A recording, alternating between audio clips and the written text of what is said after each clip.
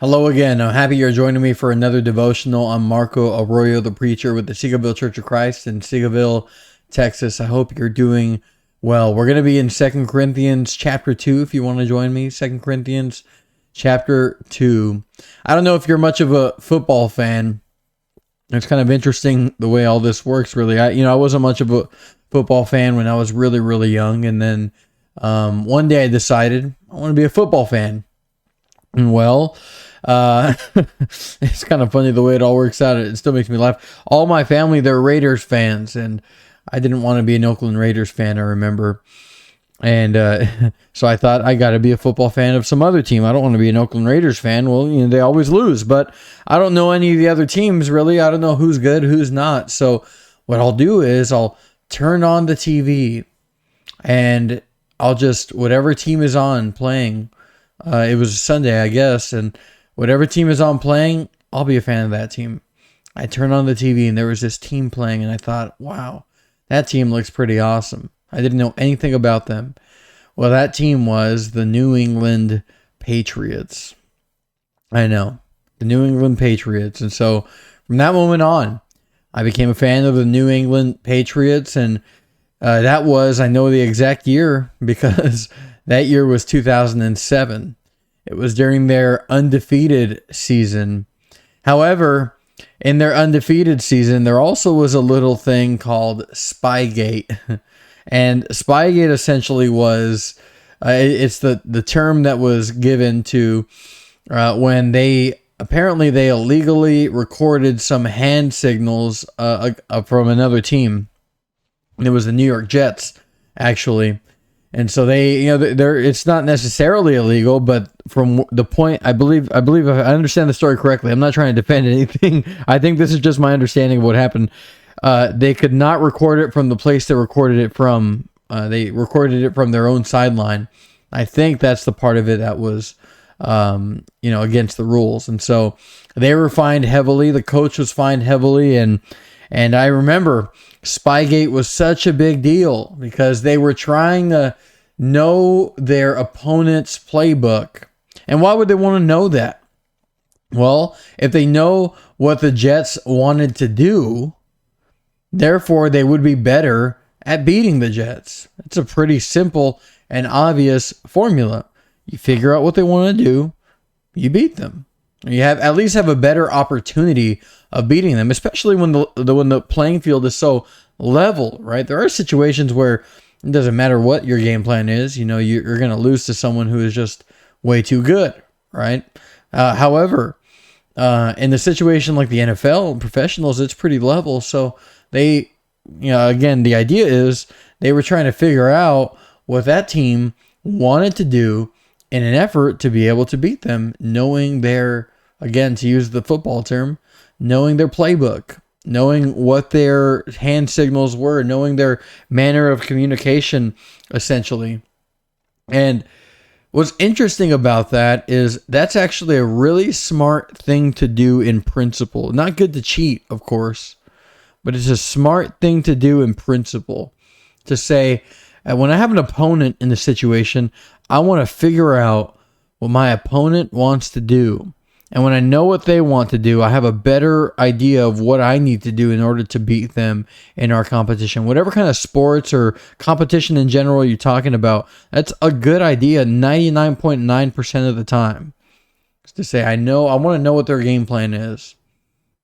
It might be shocking or interesting, fascinating to you to know that God wants us to know the devil's handbook. He wants us to know the devil's handbook. He wants us to be aware of what the devil would like to accomplish in our lives. There's this chapter here in 2 Corinthians 2. Paul is kind of putting a button, you could say, on a very difficult and painful issue, and talking about forgiving someone who is now returned to them. And he says this in verse number 7. Verse number 5, if anyone has caused grief, he has not grieved me, but all of you to some extent, not to be too severe. This punishment which was inflicted by the majority is sufficient for such a man, so that on the contrary, you ought rather to forgive and comfort him, lest perhaps such a one be swallowed up with too much sorrow. So there's someone who needed forgiveness and comfort on behalf of the rest of the church family there. Verse 8. Therefore, I urge you to reaffirm your love to him. For to this end I also wrote, that I might put you to the test, whether you are obedient in all things. Now, whom you forgive anything, I also forgive. For if indeed I have forgiven anything, I have forgiven that one for your sakes in the presence of Christ. Notice the last verse here. Lest Satan should take advantage of us. For we are not ignorant of his devices. Lest Satan should take advantage of us, for we are not ignorant of his devices. What's he saying here?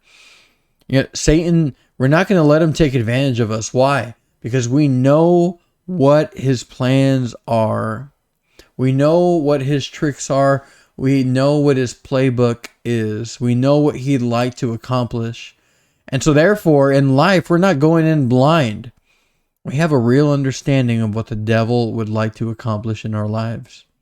And therefore, when I enter into a situation and it's starting to look like what the devil would want to accomplish in my life, I'm going to be more aware, more attentive, more apprehensive to just walk through life and just kind of with caution to the wind. I'll be paying attention. I'll be more vigilant. I'll be more steadfast in resisting the devil. I'll know what he wants to do specifically.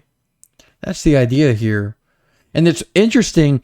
Typically we think, well, what are the devil's plans? He wants me to become a murderer. He wants me to become a thief. He wants me to become someone who's an abuser of other people. Something like that. Something really, really horrible. And yes, that would be great for him. That'd be great for the devil if we became that. However, we ought not to think about it that way only. What are we reading about in this context? The devil would love it if I was an unforgiving person. The devil would love it if I didn't comfort those who needed to be comforted. You see that?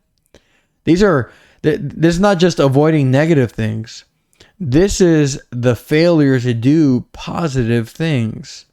The devil would love it that if those positive things in my life, if I said, I won't do those, I'm just going to avoid the negative. If I just took myself half the way in life and said, I'll just avoid the evil, but I'm going to be kind of lazy about doing the good or fail to do good, the devil would love that. If there were someone that needed forgiveness and I said, no, I'm just not feeling up to it, he would love that.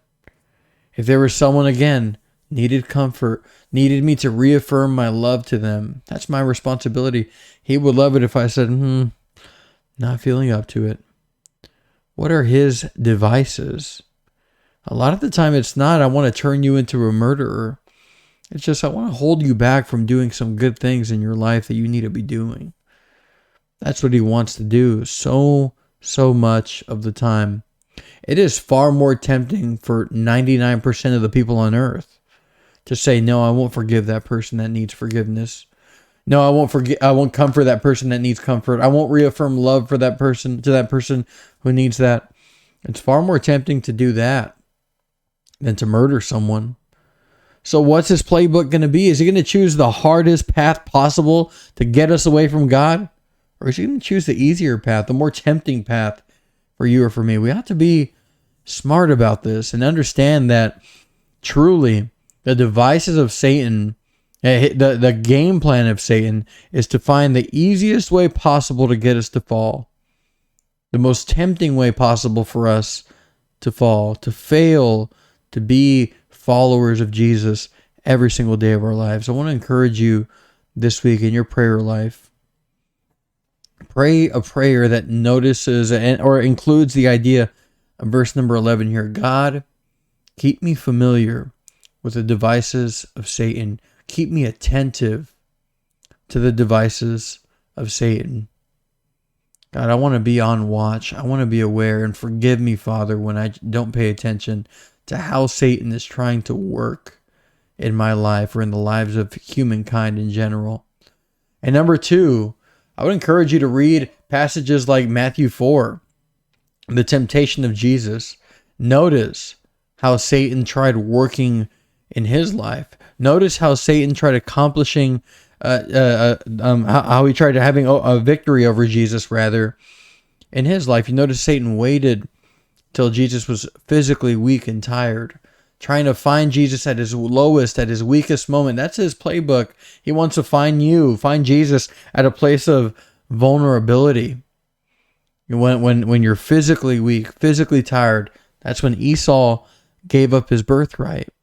But also a place of vulnerability is a place when you think you're stronger than you are. Peter told the Lord, I'm not going to fail you. I'm not going to mess up. Even after he was told by Jesus, Satan wants to sift you as wheat. He has asked for you. Peter said, not going to be a problem for me. When is it that Satan wants to, or where is it that Satan is trying to tempt you in your life? Read those passages.